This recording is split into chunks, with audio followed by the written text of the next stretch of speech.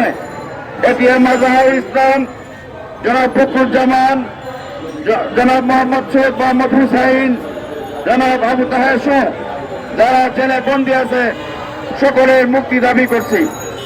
এই মানববন্ধনে পিলখানা হত্যাকাণ্ডে যারা নিহত হয়েছেন, শহীদ হয়েছেন, তাদের আত্মার মাগফিরাত কামনা করছি এবং এই পিলখানা হত্যাকাণ্ডের সাথে যিনি মাস্টার মাইন্ড ছিলেন শেখ হাসিনা, তার বিচার দ্রুত কার্যকর করে তাকে ফাঁসির ব্যবস্থা গ্রহণ করার জন্য এই অন্তর্বর্তীকালীন সরকারের কাছে জোর দাবি জানাচ্ছি। আজকে আরেকটি কথা বলতে চাই। আজকে আমাদের 1971 সালের স্বাধীনতা যুদ্ধের পরে এক কাজী সিদ্দিকী নামক একজন কুলাঙ্গার, যাকে বীরোত্তম খেতাব দিয়েছে শেখ মুজিবুর রহমান, একটি মাত্র কারণ ছিল তাকে বীরোত্তম খেতাব দেওয়ার। সেই কারণটি হলো স্বাধীনতার পরে এদেশের মুসলমানদেরকে হত্যা করতে সে সক্ষম হয়েছে, এদেশের বিহারীদেরকে হত্যা করতে সক্ষম হয়েছে, বিহারীদের বাড়িঘর দখল করতে সক্ষম হয়েছে। সেই কারণেই শেখ মুজিবুর রহমান পুরস্কার হিসেবে তাকে বীরোত্তম খেতাব দিয়েছে। আজকে সে দুর্নীতিতে অভিযুক্ত, সে অসংখ্য মানুষকে হত্যা করেছে। খুনের দায়ে, দুর্নীতির দায়ে তাকে অনতি বিলম্বে তাকে গ্রেপ্তার করতে হবে এবং সরকারকে দাবি জানাবো যে এমন একজন নিকৃষ্ট প্রাণীর বীরোত্তম খেতাব দ্রুত গতিতে সরকার বীরোত্তম খেতাব কেটে দেওয়ার জন্য আমি সরকারের কাছে দাবি জানাচ্ছি।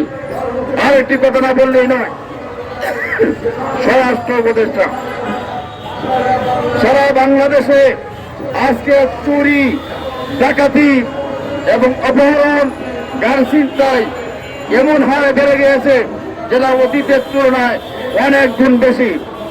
আজকে স্বরাষ্ট্র উপদেষ্টা এখানে কি বলে আর পুলিশ কি করে সেটা আমাদের বুঝে আসে না। একটি কথাই আপনাদের কাছে প্রশ্ন রাখতে চাই, সাংবাদিক বন্ধুগণ, 2000 ছাত্র জনতা হত্যা হয়েছে। 2000 ছাত্র জনতাকে একজন করে পুলিশ যদি একজন ছাত্র জনতাকে হত্যা করে, 2000 পুলিশ সেখানে জড়িত ছিল। কয়জন পুলিশ গ্রেপ্তার হয়েছে? কমপক্ষে 2000 পুলিশ গ্রেপ্তার হওয়ার দরকার ছিল। একটা মানুষকে 2 জন পুলিশ হত্যার সাথে জড়িত রাখলে কমপক্ষে 2 জন পুলিশকে গ্রেপ্তার করার দরকার ছিল। কয়জন পুলিশ গ্রেপ্তার হয়েছে?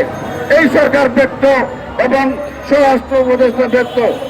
এই ব্যর্থ স্বরাষ্ট্র উপদেষ্টাকে আমরা তার গতিতে দেখতে চাই না। কারণ আপনাকে মনে রাখতে হবে, 2000 শহীদের রক্তের উপর আপনার চেয়ারটা বসা, 2000 শহীদের চেয়ারে বসে, রক্তের উপর চেয়ারে বসে শহীদের রক্তের সাথে বেইমানি করবেন, সেটা দেশের জনগণ মেনে নেবে না।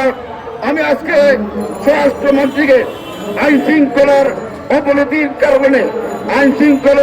কারণে আওয়ামী লীগের দূষণদের উৎপাদ বেড়ে যাওয়ার কারণে সে গ্রেপ্তার করতে ব্যর্থ হয়েছে।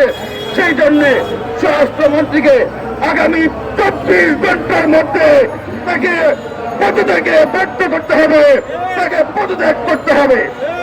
আমি আজকে এই সংগঠনের নেতৃবৃন্দকে অভিনন্দন জানিয়ে আমি আমার সংক্ষিপ্ত বক্তব্য এখানে শেষ করছি।